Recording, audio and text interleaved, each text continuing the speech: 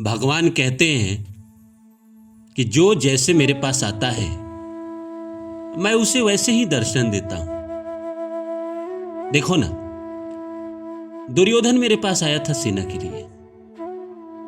वो चाहता था कि मैं अपनी सेना उसे दे दूं। मैंने उसे अपनी सेना दे दी, पर अर्जुन मेरे पास मेरे लिए आया था। उसके हृदय में यह था कि वो मुझे चाहता था।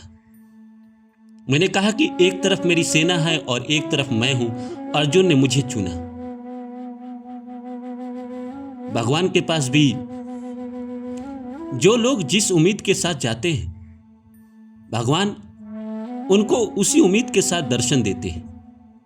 स्वामी विवेकानंद कहते हैं कि ईश्वर भी लोगों को उनके ज्ञान और विश्वास के अनुसार दर्शन दिया करते हैं। एक इंसान का ज्ञान है कि ईश्वर पत्थर में है, तो इंसान पत्थर को पूजता है और भगवान उसे उसी रूप में दिखाई देते हैं, उसी रूप में उसका कृपा करते हैं। एक ज्ञानी समझता है कि भगवान मेरे भीतर हैं, तो भगवान उसके भीतर से ही उसको सही राह दिखाते हैं।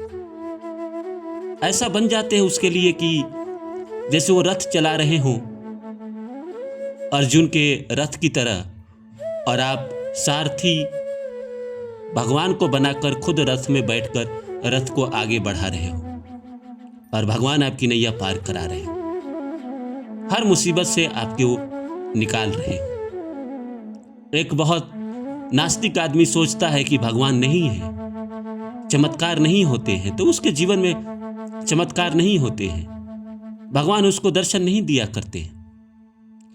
जब स्वामी विवेकानंद रामकृष्ण परमहंस के पास पहुंचे और कहा कि आपने भगवान को देखा है, और रामकृष्ण परमहंस ने विवेकानंद को छुआ था और विवेकानंद को ऐसा अनुभूति हुआ कि हां, साक्षात ईश्वर मेरे सामने खड़ा है।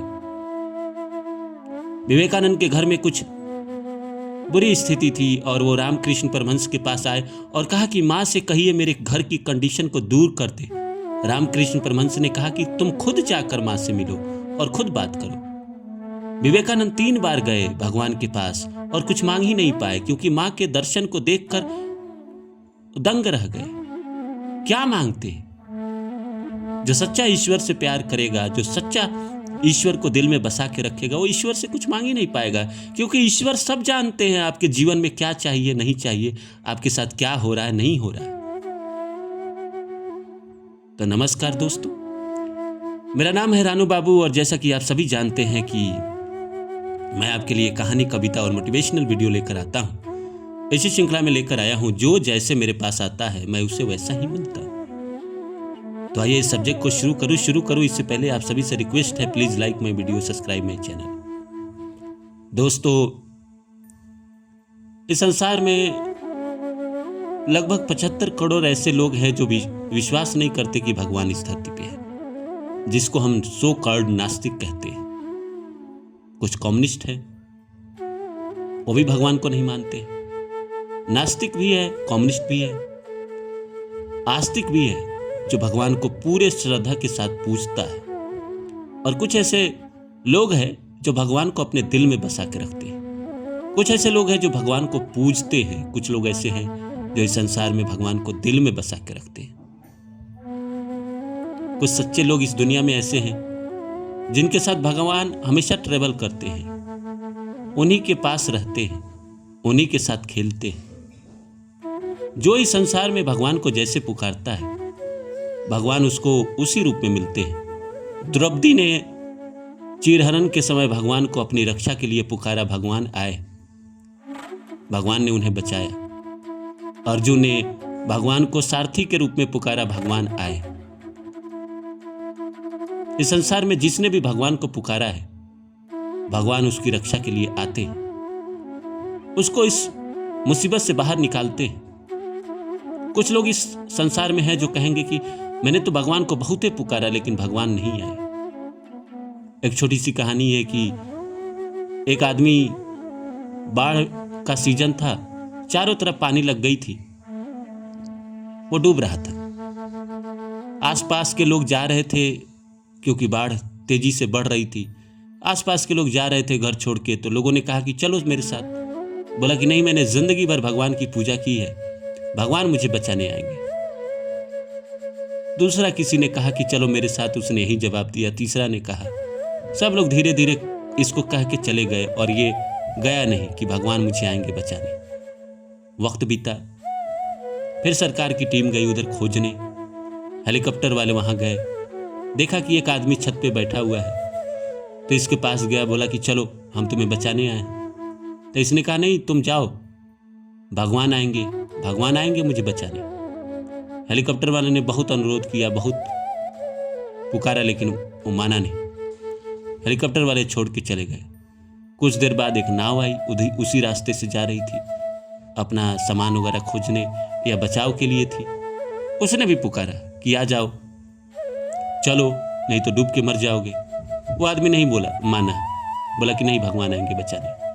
वक्त बीता, पानी बढ़ी, और ये आदमी डूब के मर गया। मरने के बाद स्वर्गलोक पहुंचा। जीवन भर उसने पूजा की थी। स्वर्गलोक पहुंचते ही भगवान वहां थे, और ये भगवान को देखते ही गुस्से में बोला कि भगवान, जिंदगी भर मैंने आपकी पूजा की, जिंदगी भर, और मैं जब डूब रहा था तो आप बचाने नहीं आए।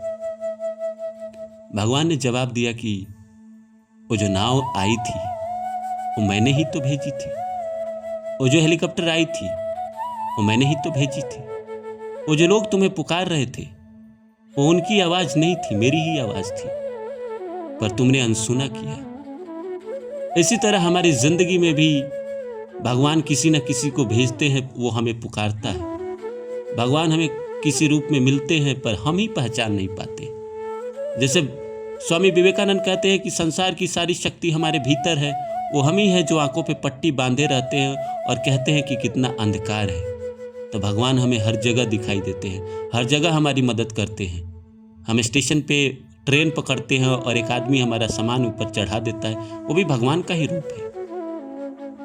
हम कहीं जा रहे होते हैं, हमारा कोई सामान गिर जाता है, पीछे से कोई उठा कर ला कर देता है, वो भी भगवान का ही रूप है।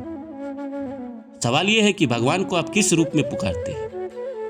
क्या आप उनको दिल में बसा के रखते हैं? दिल में बसा के रखते हैं तो वो आपको दर्शन देंगे, साक्षात आपके सामने आएंगे। बेशक आप आंखों पे पट्टी बांधे हुए हो और आप पहचान ना पाओ, लेकिन वो आते हैं, आपकी रक्षा के लिए आते हैं। आपकी जिंदगी में जो चमत्कार होता है वो कौन करता है? क्या किसी इंसान के बस की बात है? नहीं है, भगवान के ही बस की बात है। कई लोग कहते हैं कि बाल बाल बच गया, अगर ऐसा ना होता तो ऐसा हो गया रहता। कौन करता है वो सब? भगवान ही तो करवाते हैं। भगवान ही है जो लोगों को आपको माध्यम बना के आपकी जिंदगी में भेजते हैं आपका अच्छा करने के लिए। और कभी कभी आपके कर्म बहुत ज्यादा जब बुरे हो जाते हैं तो भगवान ही भेजते हैं किसी आदमी को माध्यम बना के आपके कर्मों का हिसाब करने के लिए। जैसे रावण इस धरती पे आए तो उसका हिसाब करने के लिए भगवान राम का अवतार लेकर इस धरती पर जन्म लेकर उसका विनाश किया। कंस ने जब अत्याचार किया तो भगवान कृष्ण को आना पड़ा। तो भगवान आते हैं इस धरती पर। लोग कहते हैं कि अब भगवान का आखिरी अवतार होना बाकी है, जरूर होगा।